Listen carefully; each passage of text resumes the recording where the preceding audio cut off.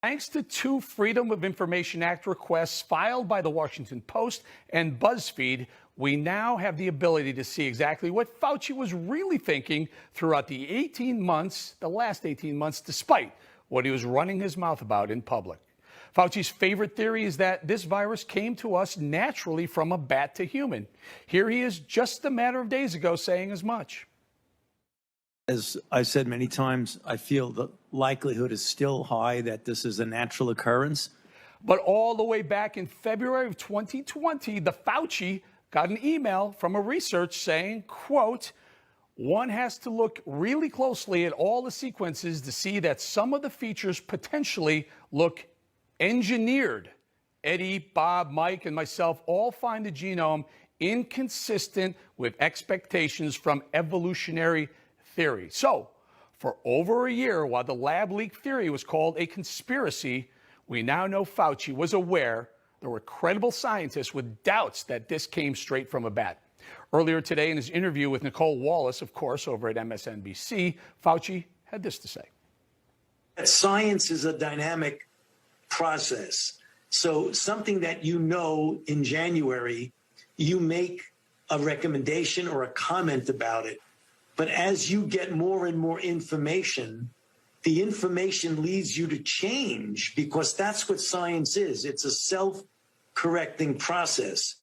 Total softball interview. But if he really believes that, then why would he spend the pandemic desperately clinging to the theory that this thing did not come from a lab? I suspect it's because when President Trump said the virus may have leaked from the Wuhan lab, the left went apoplectic. And with Fauci sticking to their liberal party line, he could accomplish three important things. Number one, he gained hero status among the left. They got to use him as a weapon against the president, and he became an instant icon. There was even Fauci underwear.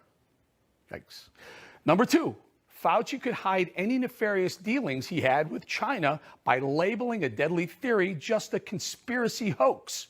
Turns out Dr. Fauci has had a lion's share of financial dealings throughout his organizations, including the National Institute of Allergy and Infectious Diseases, which has an annual budget of, get this, $6.1 billion that they spend. So guess who got a ton of that money?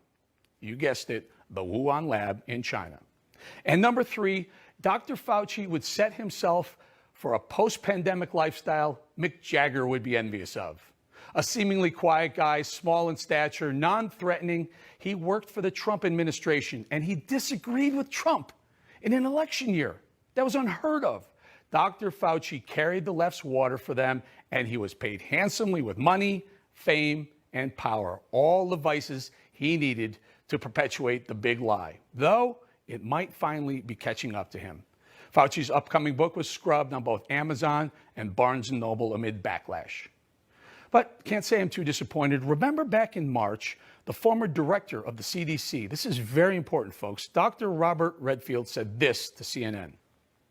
I am of the point of view that I still think the most likely etiology of this pathogen in Wuhan was from a laboratory, escaped. Other people don't believe that. That's fine. Science will eventually figure it out. It's not unusual for respiratory pathogens that are being worked on in a laboratory to infect a laboratory worker. Redfield said he believed COVID-19 leaked from the Wuhan lab 5 months prior to when we were told about it. So let's connect the dots in the Fauci big lie. In September of 2019, if Redfield is right, the virus leaks from the lab. Then in January 2020, Chinese New Year, millions of Wuhan citizens celebrate. The virus goes passing from person to person, city to city, and eventually country to country. The rest is history, folks. 3.7 million people worldwide are now dead. 595,000 of those are Americans. Dead. Who knows how many lives may have been saved if we listened to Dr. Redfield and all those Chinese doctors who are trying to tell us the Wuhan lab leaked a deadly virus. Who knows how many moms, dads, sons, daughters would still be here if Fauci didn't provide cover for the Chinese government's playing God with Mother Nature. Who knows, folks? Who knows?